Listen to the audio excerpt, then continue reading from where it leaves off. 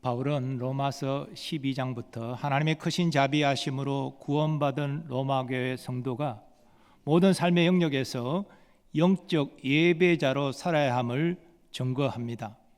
성도는 교회에서도 세상에서도 정부 당국과 또 이웃과의 관계에서도 하나님의 자녀답게 행해야 됩니다. 이것이 영적 예배자의 삶입니다. 그리고 바울은 로마서 14장부터 로마교회 성도들이 직면하는 문제를 증거합니다. 당시 로마 교회는 유대인과 이방인이 섞여 구성된 교회였기 때문에 문화적 차이로 인해서 적지 않은 갈등이 있었습니다. 바울은 오늘 본문에서 로마교회 성도 간 갈등의 주 요인이 된 음식 문제와 그리고 절기 준수 문제를 증거합니다. 유대인 성도들과 또 이방인으로서 유대교인이 되었다가 개종한 성도들은 율법을 철저히 지키는데 열심을 냈습니다. 정한 음식, 부정한 음식 구분했고 또 율법이 요구하는 절기를 철저히 지켰습니다.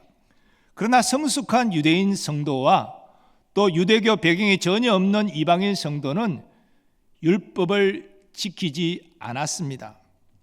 율법에 금하는 음식도 먹었고 요구하는 절기를 지키지 않았습니다. 그래서 로마 교회 안에 갈등이 일어났습니다. 로마 교회 성도 간 갈등은 서로를 비판하는 것으로 이어졌습니다. 율법의 가르침을 지키는 성도들은 율법을 지키지 않는 성도들을 비판했습니다. 또한 예수를 믿어 율법에서 자유케 된 사실을 아는 성도들은 여전히 율법에 매여 있는 성도들을 비판했습니다. 이러한 상호간 비판은 더 큰 갈등을 낳고 또한 교회 분열을 초래할 수 있기에 바울은 이 문제를 다루고자 하였던 것이죠. 또한 비판의 문제는 예수님께서 금하신 내용이기도 합니다. 비판을 받지 아니하거든 비판하지 말라. 너희가 비판하는 그 비판으로 너희가 비판을 받을 것이요 너희가 헤아리는 그 헤아림으로 너희가 헤아림을 받을 것이니라.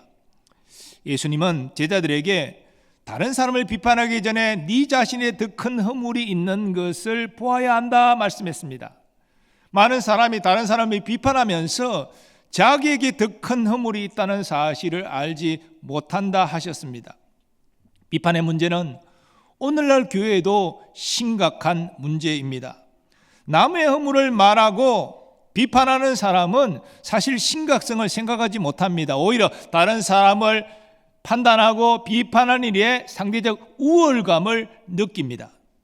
하지만 어떤 사람은 그 비판의 말 한마디에 실족합니다. 교회를 나오지 않습니다. 더 이상 교회에서 신앙생활하지 않습니다. 이런 일들이 일어나는 것이죠. 작년에 우리 교회 등록회에서 새가족부를 수료한 79명을 일일이 전화 조사를 해서 우리 교회에 잘 정착하고 있는가 확인했습니다. 69명이 잘 정착하고 있는데 10명이 지금 이런저런 이유로 예배를 드리지 못하고 있다는 것이죠. 근데 그 10명 중에 2분이 시험을 받아서 성도에게 시험을 받아서 우리 교회를 떠났다는 것이죠. 그래서 예수님께서 이런 경고를 말씀하신 바 있습니다. 누구든지 나를 믿는 이 작은 자들 중 하나라도 실족하게 되면 차라리 연자 맷돌이 그 목에 매여 바다에 던져지는 것이 나으리라. 실족한 사람이 아니라 실족하게 만든 사람이 연자 맷돌을 목에 매고 바다에 빠져지는 것이 낫다. 하나님의 심판이 그만큼 크다는 것이죠. 다른 사람을 비판하여 그를 실족시키는 일은 하나님께 죄를 짓는 것입니다. 그리고 교회의 큰 어려움을 초래하는 것입니다. 그러므로 우리는 비판의 문제를 심각하게 생각해야 됩니다. 바울은 오늘 본문을 통해서 로마교회 성도들에게 이 비판의 문제에 대하여 무엇을 말하고 있습니까? 그리고 주님은 이 바울의 말을 통해서 오늘날 우리에게 비판의 문제와 관련하여 무엇을 말씀하십니까? 먼저 주님은 믿음이 성숙한 자가 믿음이 연약한 자를 용납하라 말씀하십니다. 바울은 로마교회 성도들에게 성령의 감동으로 명합니다. 믿음이 연약한 자를 너희가 받되 그의 의견을 비판하지 말라. 어떤 사람은 모든 것을 먹을 만한 믿음이 있고 믿음이 연약한 자는 채소만 먹느니라. 율법의 실체이신 예수님이 오셔서 율법을 온전히 지키심으로 이제 도덕법 외의 율법은 효력을 상실했습니다. 먹을 수 있는 음식, 먹지 못하는 음식 구분할 필요가 없습니다. 하나님이 지으신 모든 것이 선하기 때문에 감사함으로 받으면 버릴 것이 없는 것이지요. 그런데 로마교회 성도들 가운데 어떤 이들은 여전히 율법에 매여 있었기 때문에 시장에서 파는 고기를 사서 먹지 않았습니다. 채소만 먹었습니다. 다시 시장에서 팔리는 고기는 우상에게 제물로 드렸다가 나와서 팔리는 것임을 알았기 때문이죠. 우상에게 바쳐졌던 고기를 사서 먹는 것은 율법이 금하는 것이다, 그렇게 생각했기 때문에 고기를 먹지 않았다는 것입니다. 그러나 우상은 본래 존재하지 않는 신을 사람들이 형상으로 만든 것이기 때문에 그런 우상의 제물로 바쳐진 고기도 아무 문제가 없는 것이지요. 믿음으로 먹으면 되는 것입니다. 그래서 고기를 먹는 성도들은 고기를 먹지 못하는 성도를 비판한 것이죠. 하지만 바울은 로마교회 성도들에게 믿음이 연약하여 고기를 먹지 못하는 사람을 용납하라, 비판하지 말라, 그렇게 명하는 것입니다. 다른 사람을 판단하고 비판하는 것은 성숙한 성도가 할 일이 아닙니다. 그건 옛사람의 모습입니다. 믿음이 성숙한 성도는 다른 사람을 쉽게 판단하고 비판하지 않습니다. 그 전에 자기 자신에게 문제가 없는지 먼저 돌아봅니다. 그리고 허물을 덮고 용서합니다. 더 나아가 그를 바른 믿음의 길로 이끌기 위하여 노력합니다. 사실 고기를 먹지 못하는 것, 또 고기를 먹는 사람을 비판하는 것 다 잘못된 것입니다. 그러나 주님은 고기를 먹을 수 있는 성숙한 믿음을 가진 성도가 고기를 먹지 못하는 율법에 여전히 매여 있는 연약한 성도를 비판하지 않기를 원하십니다. 그들을 이해하고 용납하기를 원하십니다. 그들을 바른 믿음으로 이끌어주기를 원하십니다. 왜냐하면 연약한 성도도 하나님이 세우신 존귀한 하나님의 자녀이기 때문입니다. 그리고 연약한 성도들이 고기를 먹지 않는 것도 자기 나름대로 주를 위하여 먹지 않는 것입니다. 그들의 연약한 믿음 수준은 고기를 먹지 말라고 하나님이 말씀하셨다라고 생각하기 때문에 그 우상의 제물을 먹지 않은 것이에요. 하나님은 성도들이 서로 주 안에서 서로를 존귀한 자로 여기고 서로를 용납하기를 원하십니다. 오늘날에도 교회 안에는 믿음의 성숙도에 있어서 차이가 나는 성도들이 있습니다. 갓 예수를 믿은 사람이 단시간 내에 어떻게 성숙한 믿음을 가질 수 있겠습니까? 그러나 믿음이 상대적으로 좋다는 성도가 믿음이 약한 성도를 판단하고 비판하면 반드시 실족하는 일들이 일어납니다. 연약한 믿음이 감당할 수 없는 것이지요. 그래서 야고보 장로는 이 말의 중요성을 이렇게 강조한 바 있습니다. 혀는 능히 길들일 사람이 없나니 쉬지 아니하는 악이요 죽이는 독이 가득한 것이라. 이것으로 우리가 주 아버지를 찬송하고 또 이것으로 하나님의 형상대로 지음을 받은 사람을 저주하나니 한 입에서 찬송과 저주가 나오는도다. 내 형제들아, 이것이 마땅하지 아니하니라. 저주하는 말, 비판하는 말, 미워하는 말, 하나님께 영광이 되지 않는다는 것이죠. 그런 말을 그치라는 것입니다. 하나님은 믿음이 성숙한 성도가 연약한 성도를 판단하고 비판하여 실족시키는 것이 아니라 이해하고 용납하고 이끌어주어서 믿음으로 세워주기를 간절히 원하십니다. 우리 교회 성도들이 그렇게 상호간 상대적으로 성숙한 자들이 연약한 자들을 배려하고 존중하고 용납하고 이끌어주기를 간절히 소원합니다. 두 번째로 비판의 문제와 관련하여 주님은 비본질적인 문제에 대해 관용하라 말씀하십니다. 바울이 전가하는 음식 문제나 절기 준수 문제는 신앙생활의 본질적인 문제가 아닙니다. 비본질적인 것입니다.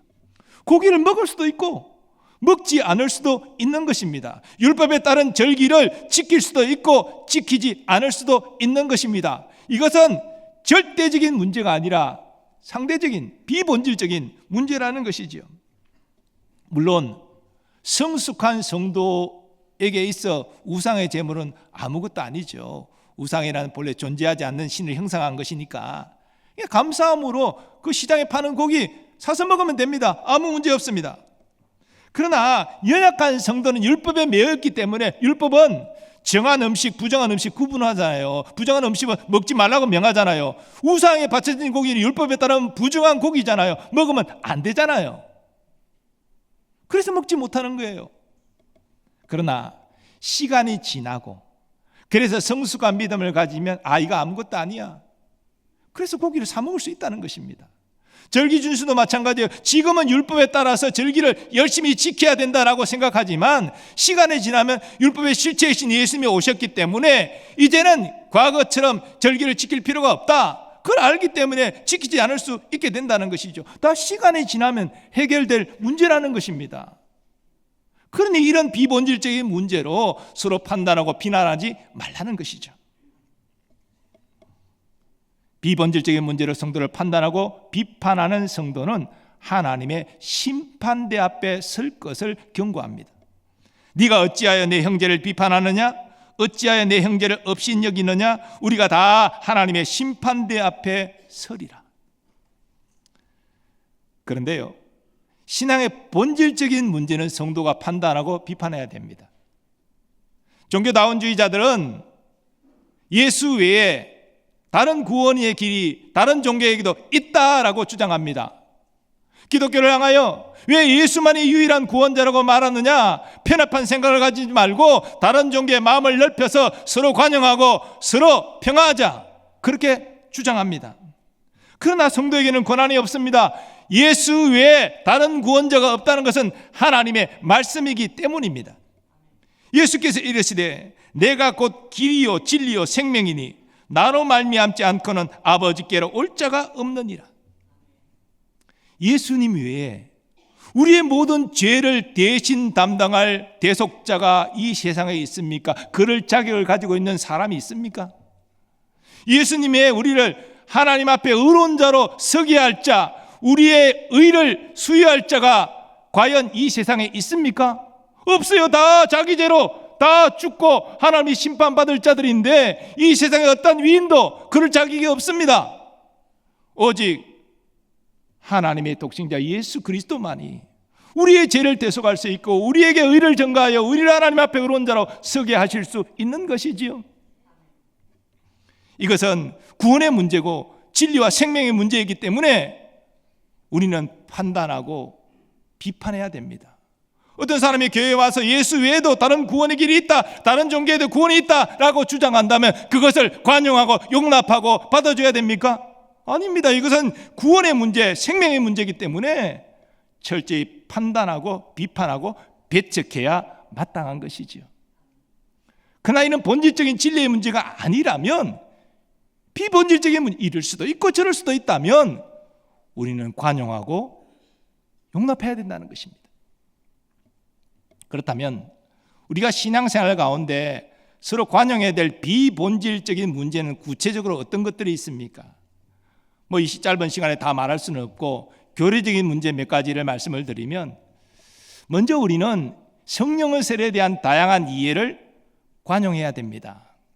어떤 사람은 성령 세례를 예수 믿을 때에 성령으로 중생하는 것이 성령 세례다 이렇게 주장합니다. 그게 이례적인 것이죠. 딱 한 번 중생하는 이것이 성령 세례다 이렇게 주장합니다. 우리 장로교의 전통적인 입장이지요. 그러나 장로교 안에서도 이미 중생한 자가 특별한 영적 체험을 하는 것으로, 또 이러한 특별한 영적 체험은 이례적인 것이 아니라 반복적인 것이다 이렇게 이해하는 입장도 있습니다. 그리고 오순쪽으로 가면은 이 성령 세례를 할 때 반드시 방언이 동반된다라고 주장하는 입장도 있고, 아니다, 방언이 동반되지 않고 다른 은사가 동반될 수도 있다라고 주장하는 입장도 있습니다. 그래서 성령 세례에 대한 입장이 다양해요.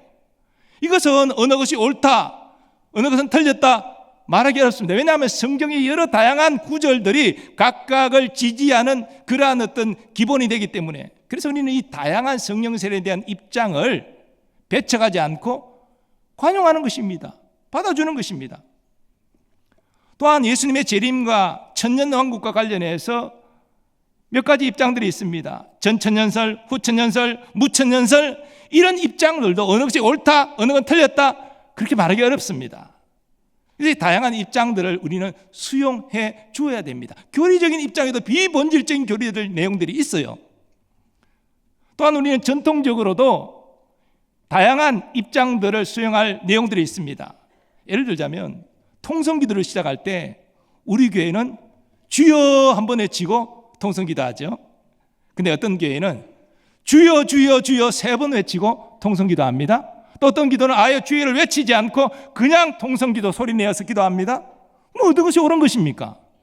우리 교회가는 한 번 딱 해야 옳은 것입니까? 아닙니다. 한 번 할 수도 있고 3번 할 수도 있고 안 할 수도 있고, 그건 비본질적인 거예요. 그 교회 전통에 따라서 다양하게 할 수 있는 것입니다. 이런 것들에 대해서 비판하지 말고 수용해야 한다는 것입니다. 주님은 우리가 신앙생활에서 비본질적인 문제로 싸우지 않기를 원하십니다. 마음을 넓혀서 이해하고 관용하고 용납하기를 원하십니다.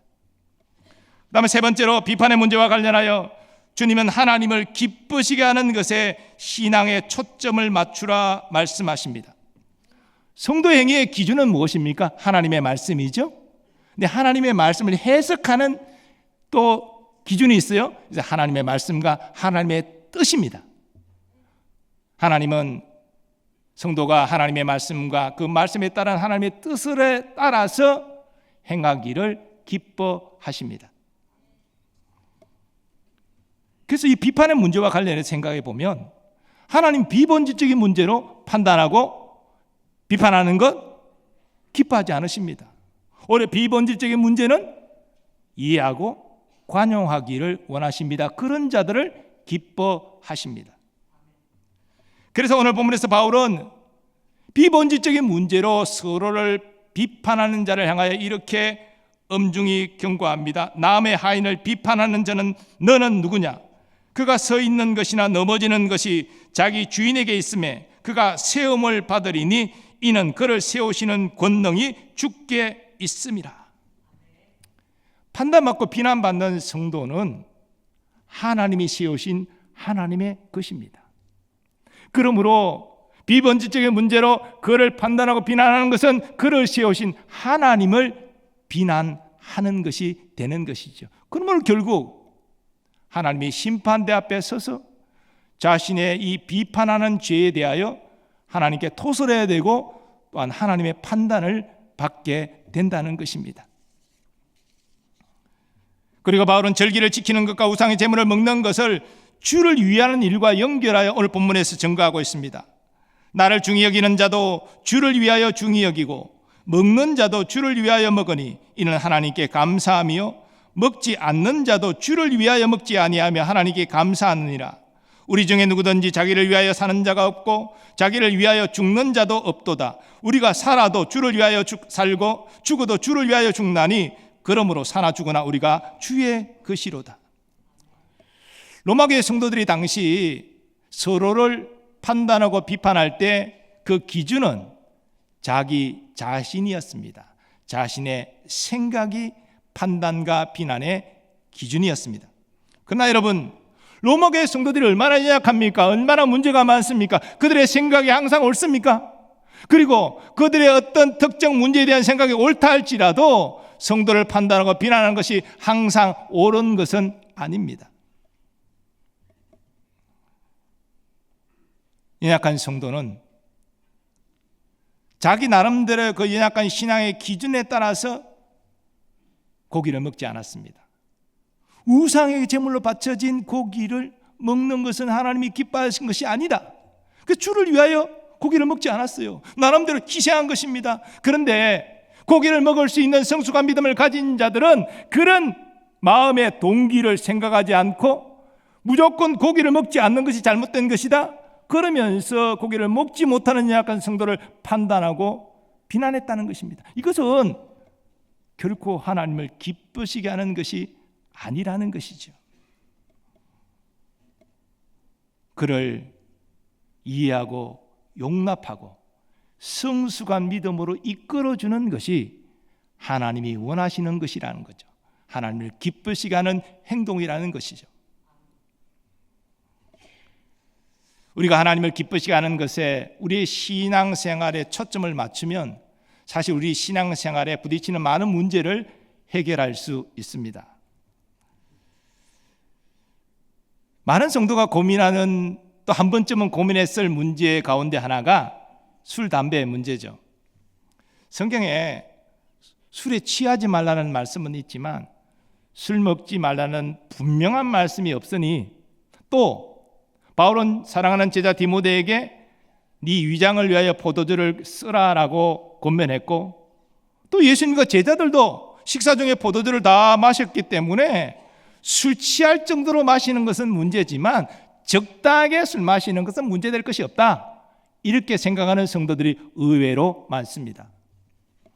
또 담배 피우는 문제는 성경에 담배를 피우지 말라 이런 말씀이 있느냐? 없잖아요. 그러니 담배 피우는 것도 문제될 것이 없다, 이렇게 생각하는 성도들도 있습니다.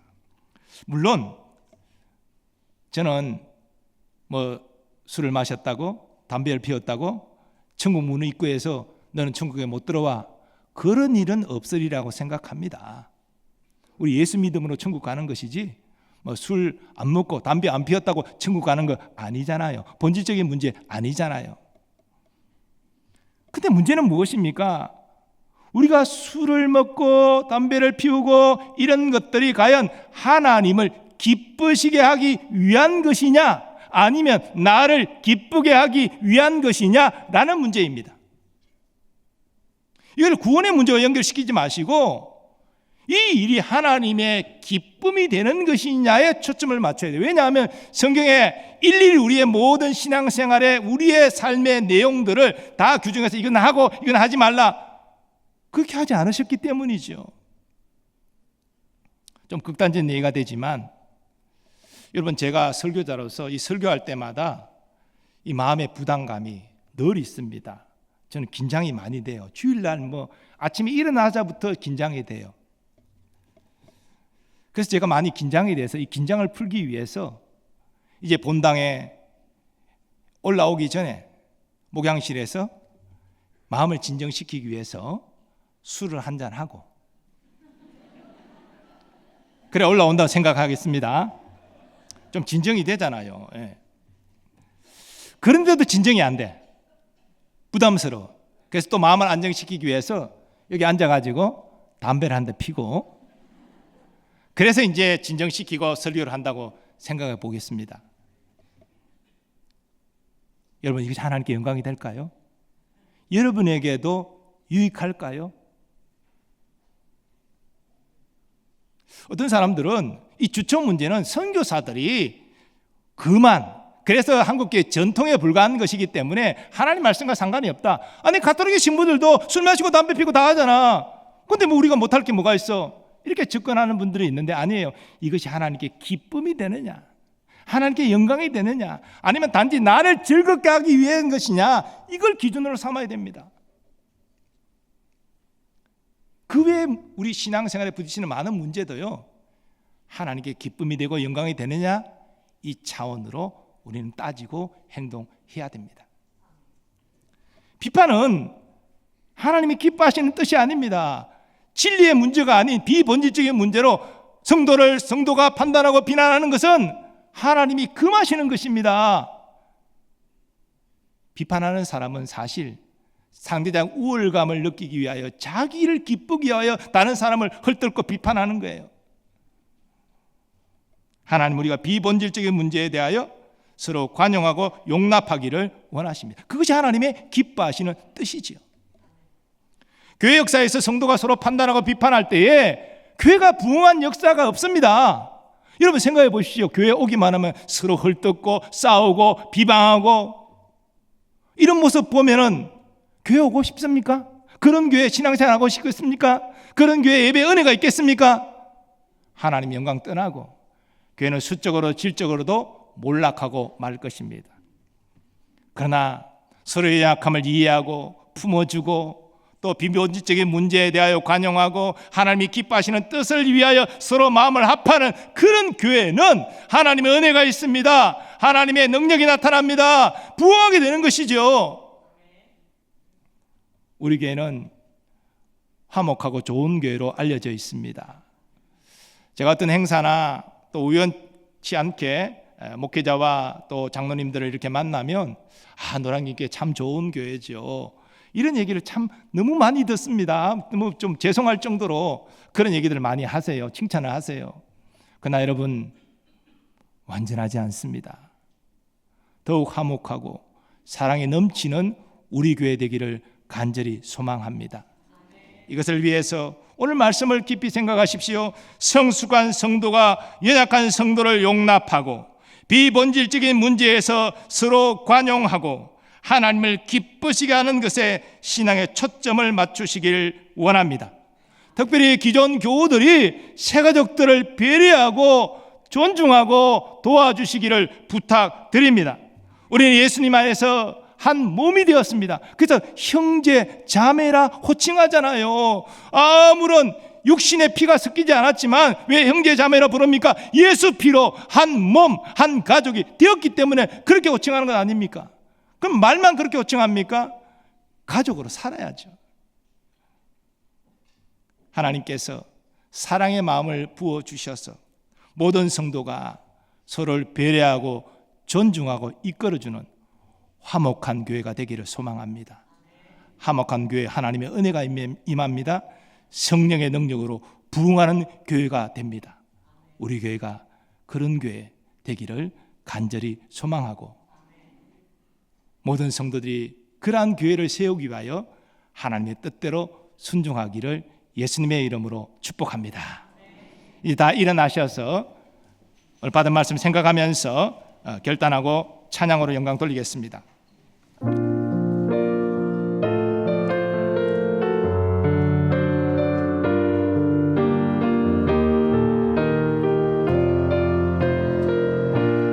주 안에 우린 하나, 주 안에 우린 하나, 모습은 달라도 예수님 한 분만 바라네.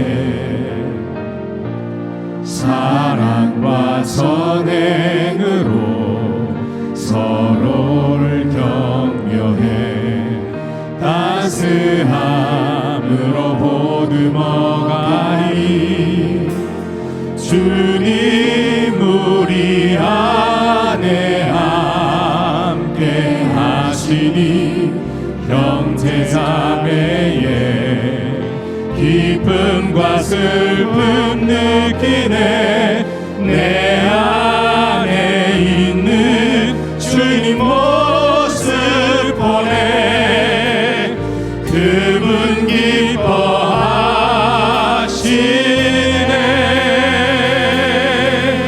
주님 우리를 통해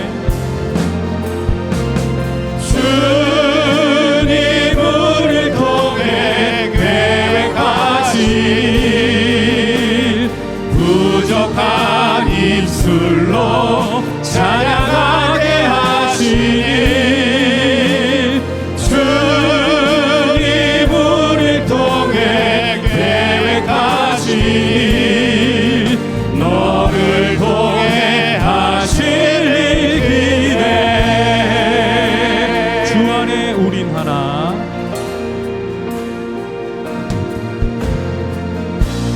주 안에 우린 하나, 모습은 달라도 예수님 한 분만 바라네.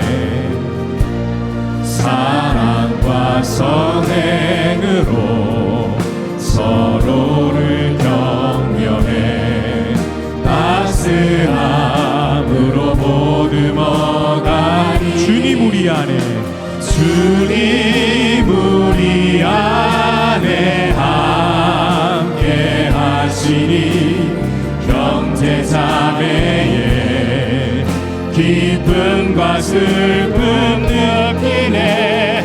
내 안에 있는 주님 모습 보네. 그분 기뻐하시네.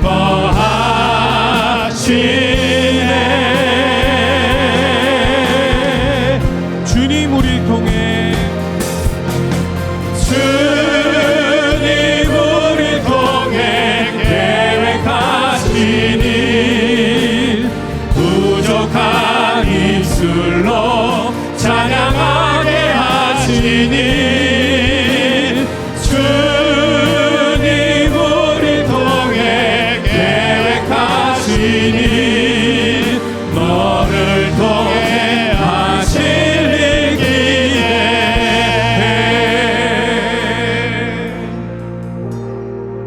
오늘 받은 말씀 의지하여 함께 기도하기를 원합니다.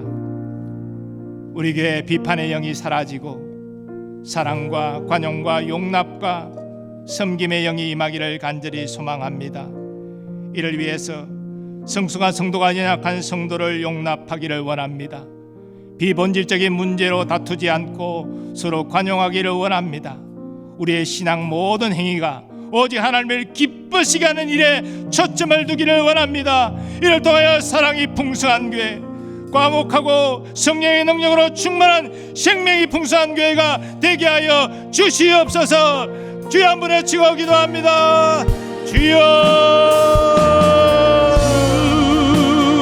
아버지 하나님, 통해 계획하시니 우리의 신앙이 세속화되어지고 교회가 세속화되어지는 그래 다툼과 분열이 계속 일어나는 현실 속에서 오늘 주님이 얘기한 말씀이 우리에게 주시는 하나님의 말씀이 다 믿습니다. 오 주여, 우리의 비판의 영이 떠나게 하시고 관용과 용납과 사랑과 섬김의 영이 정말 임하기를 소망합니다. 하나님, 상대적으로 성숙한 성도들이 약한 성도들을 용납할 수 있게 하여 주시옵소서. 비본질적인 문제로 다투지 않게 하시고 서로 관용할 수 있는 마음을 허락하여 주시옵소서. 우리의 모든 신앙생활이 나의 초점을 맞추는 것이 아니라 하나님께 초점을 맞추기를 원합니다. 나를 기쁘게 하는 것이 아니라 하나님을 기쁘게 하기를 원합니다.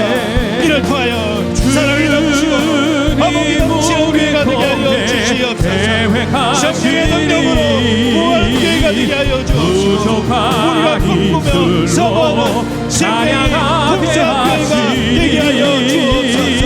이 위대한 우리의 베스라로 사랑하여 주옵소서. 누구를 실정시키는 것이 아니라 누구를 세우고 누구의 덕을 끼치는 하나님의 사랑으로 쓰임받게 하여 주시옵소서. 거룩하신 하나님, 다툼과 분열이 일어나는 한국교회의 모습을 보면서 오늘 말씀이 우리에게 주시는 엄중한 하나님의 말씀임을 믿습니다. 비판의 영이 떠나가게 하시고 이해하고 용납하고 관용하고 사랑하는 영이 우리에게 역사되게 하여 주옵소서. 오늘 말씀을 통하여서 상대적으로 성숙한 성도들이 연약한 성도들을 이해하고 용납할 수 있게 하여 주시고 비본질적인 문제로 다투는 것이 아니라 서로 관용하는 넉넉함을 허락하여 주옵소서. 또한 신앙생활의 모든 말과 행동이 나를 기쁘게 하는 데 초점을 맞추지 않게 하시고 하나님을 기쁘시게 하는 일에 맞춰지게 하여 주시옵소서. 오늘도 연약한 모습을 가지고 주님 앞에 나온 성도들이 있습니다. 육신의 질고로 투병하는 성도들 예배 중에 하나님의 치유를 경험하게 하여 주옵소서. 마음의 기쁜 상처도 치유되는 은혜를 허락하여 주옵소서. 삶의 닫힌 문들이 활짝 열려지는 시원함을 허락하여 주시옵시고 영적 침체 가운데 있는 성도가 회복되어지고 성령으로 충만해지는 은혜가 있게 하여 주시옵소서.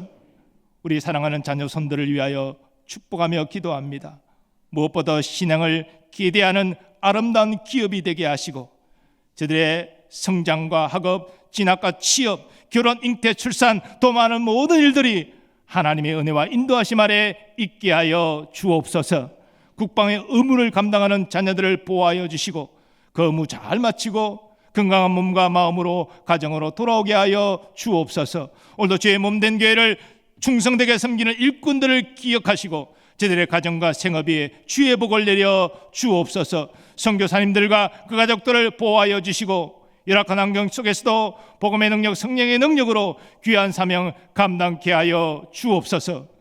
대한민국을 주여 불쌍히 여겨 주셔서 잠깐의 여러 가지 혼란이 정리되어지고 다시 한번 공평과 정의가 하소가 전하는 주의 뜻을 이루는 나라 되게 하여 주옵소서. 무엇보다도 국민을 우선적으로 생각하고 국민을 위하여 헌신하는 그런 지도자가 세워지도록 은혜를 베풀어 주시옵소서. 남북의 평화복음 통일을 속히 이루어 주시고 남북 성도들이 함께 감격하며 하나님께 예배하고 또한 함께 땅끝까지 주의 복음 전하는 위대한 선교민족 되게 하여 주시옵소서. 이제는 우리 주 예수 그리스도의 은혜와 하나님 아버지의 무한하신 사랑하심과 성령님의 역사하심과 교통하심이 비판의 영이 아니라 서로 이해하고 관용하고 용납하고 사랑하는 영이 충만하여 하나님의 뜻을 이루는 화목하고 건강한 교회 되기를 소원하는 모든 주의 백성들의 삶의 범사 위에 이제로부터 영원까지 함께 하시기를 축원하옵나이다. 아멘.